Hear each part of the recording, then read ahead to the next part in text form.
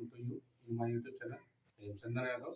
Today we will discuss about the uses of that. आइए आज मैं आपको दिखाता हूँ कि यूज जो है that का हम कैसे कैसे कर सकते हैं. That demonstrative pronoun भी हो सकता है, demonstrative adjective भी हो सकता है, relative pronoun भी हो सकता है और conjunction भी हो सकता है. जब that relative pronoun जब बनेगा इसका मतलब होगा जो, जैसा और जिसने. और जब दैट एक कंजक्शन होगा तब इसका हिंदी मीनिंग हुआ कि, ताकि रिलेटिव प्रोनाउन भी कंजक्शन वाला काम करता है. ये एक टाइम पे प्रोनाउन और कंजक्शन दोनों काम कर देते हैं. लेकिन ध्यान दीजिए जब ये कंजक्शन होगा तब इसका मतलब होगा जो, जैसा, जिसने. और जब ये कंजक्शन बनेगा तो उसमें ये वर्ब का सब्जेक्ट या वर्ब का ऑब्जेक्ट बनता हुआ नजर आएगा. और ये वाला जो कंजक्शन है जब इसका हिंदी मीनिंग की आएगा, यहाँ पे न ही ये सब्जेक्ट बनेगा और न ही ऑब्जेक्ट बनेगा. ये केवल सिंपल है कंजक्शन की तरह काम करेगा. अभी आइए स्टार्ट करते हैं. First sentence is I sold that car. मैंने वो कार बेच दिया. काम हो रहा है बेचने का, तो सोल्ड हो जाएगी मेरे. किसने बेचा? मैंने बेचा. मैं क्या हो जाऊंगा? सब्जेक्ट. पार्ट ऑफ स्पीच कर जाएगा प्रोनाउन. I sold what. मैंने क्या बेचा? मैंने कार बेचा. कार क्या हो जाएगा? Object. And part of speech is noun. Car कैसी थी? दैट कार, वो वाली कार. लेकिन डेमोन्स्ट्रेट करे कि वो वाली कार. दैट के बाद क्या लिखा है? नाउन लिखा हुआ है. और ये दैट जो है इस कार की विशेषता बता रहा है. कह सकते हैं कि दैट क्या होता है? एडजेक्टिव. कोई पूछे कौन सा एडजेक्टिव है, तो दर्शाने वाला एडजेक्टिव की वो वाली कार. तो ये डेमोन्स्ट्रेटिव एडजेक्टिव होता है. Let's see the next sentence. That was a nice car. That was a nice chair.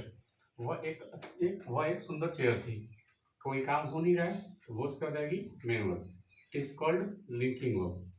अगर ये लिंकिंग वर्ब है आगे सब्जेक्ट कॉम्प्लीमेंट आएगा. ध्यान रखिए सब्जेक्ट कॉम्प्लीमेंट और साथ अपने एडजेक्टिव और नाउन लिखे हुए हों. तो आपको पता है कि सब्जेक्ट कॉम्प्लीमेंट नाउन, प्रोनाउन और एडजेक्टिव बनते हैं. देखिए एक एडजेक्टिव वर्ड भी लिखा है और एक नाउन भी लिखा है. तो सबसे पहले नाउन को ही प्रेफर करिए, नाउन को ही सब्जेक्ट कॉम्प्लीमेंट बनाइए. जैसे नाउन को सब्जेक्ट कॉम्प्लीमेंट बनाएंगे, ये पीछे वाला जो वर्ड है इसका पार्ट ऑफ स्पीच आप डिसाइड कर पाओगे. चेयर कैसी थी? सुंदर थी. जो किसी नाउन की क्वालिटी बताते तो क्या हो जाएगी? Qualitative adjective. एक क्या हो जाएगा?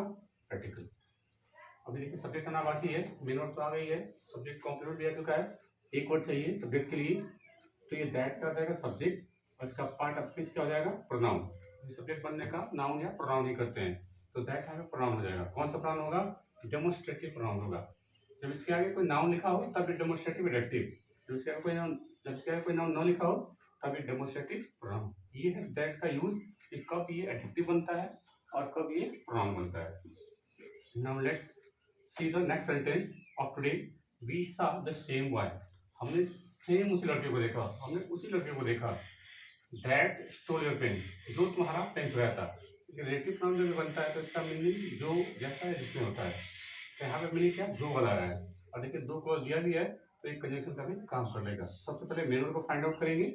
सॉ हो जाएगी मेन वर्ब. सॉ किसने किया? वी ने किया. वी का जाएगा सब्जेक्ट और पार्ट ऑफ स्पीच का जाएगा pronoun. We saw to whom. हमने किसे देखा? लड़के को देखा. बॉय का जाएगा ऑब्जेक्ट हो जाएगा and this is called noun. Boy कैसा था? सेम उस लड़का था. ये सेम जो है इस नाउन की, इस सेम जो है इस नाउन की विशेषता बता रहा है. तो ये एडजेक्टिव हो जाएगा. ए एन का क्या हो जाएंगे? आर्टिकल हो जाएंगे. The same boy, the only boy, the few boy. जब ऐसे एम्फसाइज करने वाले वर्ड आते हैं, जो नाउन को एम्फसाइज करते हैं, उस कंडीशन में केवल दैट कंजक्शन का यूज करते हैं. मैंने रिलेटिव प्रोनाउन को पढ़ाया हुआ था. अगर आपने नहीं देखा हुआ है तो रिलेटिव प्रोनाउन की वीडियो पीछे पड़ी हुई है, वहां से जाके जरूर देख लीजिए. आगे देखिए ये दैट किस लिए है? ये ह्यूमन बीइंग के लिए है. और हमें पता है कि ह्यूमन बीइंग के लिए जो है केवल हूँ और होम का यूज करते हैं, लेकिन दैट सबके लगाते हैं. लेकिन दैट कब लगाएंगे? एम्फसाइज करने वाले वर्ड नाउन प्रोनाउन से पहले है तो. क्योंकि यहाँ पे स्टील, स्टोर, चुराने काम हो रहा है. वर्ड की सेकंड फॉर्म है तो काम हो रहा है चुराने का, तो ये मेन वर्ड हो जाएगा. स्टोल वर्ड क्या चुराया था? पेन चुराया था. पेन क्या हो जाएगा? Object and it is noun. Pen किसकी थी? तुम्हारी पेन थी. तो नाउन के ऊपर अधिकार बताते वो पोसेसिव एडजेक्टिव हो जाएगा. हाँ, क्योंकि इस वर्ड का ऑब्जेक्ट भी आ चुका है, इस वर्ड का भी सब्जेक्ट आना बाकी है. और मुझे इस वर्ड का सब्जेक्ट चाहिए और दो वर्ड को जोड़ने वाला कंजक्शन भी चाहिए. तो ऐसा कौन सा वर्ड है जो मेन वर्ड का सब्जेक्ट या ऑब्जेक्ट भी बन जाए और साथ में दो क्लॉज को जोड़ने वाला कंजक्शन भी बन जाए? तो होता है रिलेटिव प्रोनाउन. तो ये दैट का रिलेटिव प्रोनाउन और ये इस वर्ड का सब्जेक्ट बन जाएगा. और जैसे सब्जेक्ट बनेगा ये काम प्रोनाउन वाला करने लग जाएगा.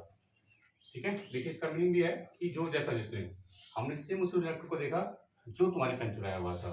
तो यहाँ पे वर्ब का सब्जेक्ट भी बन रहा है और दो क्लॉज जोड़ने वाला कंजंक्शन भी है। तो हम कह सकते हैं कि दैट जो है ये रिलेटिव प्रोनाउन वाला है। Now come to the last sentence of today, and that is he said that he had completed his work. उसने कहा कि वह अपना काम कंप्लीट कर चुका था। काम हो रहा है कहने का, तो सेट हो जाएगी मेन वर्ब। कहा किसने है? ही ने कहा है। पार्ट ऑफ स्पीच कर जाएगा प्रोनाउन। अब इधर कोई क्या वर्ब है क्या?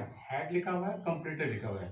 हैज अब लिखी हुई है और आगे वर्ब की तीसरी फॉर्म आई है, कंप्लीट करने काम हो रहा है। तो ये एक्शन वर्ड है तो कंप्लीट हो जाएगी मेन वर्ब।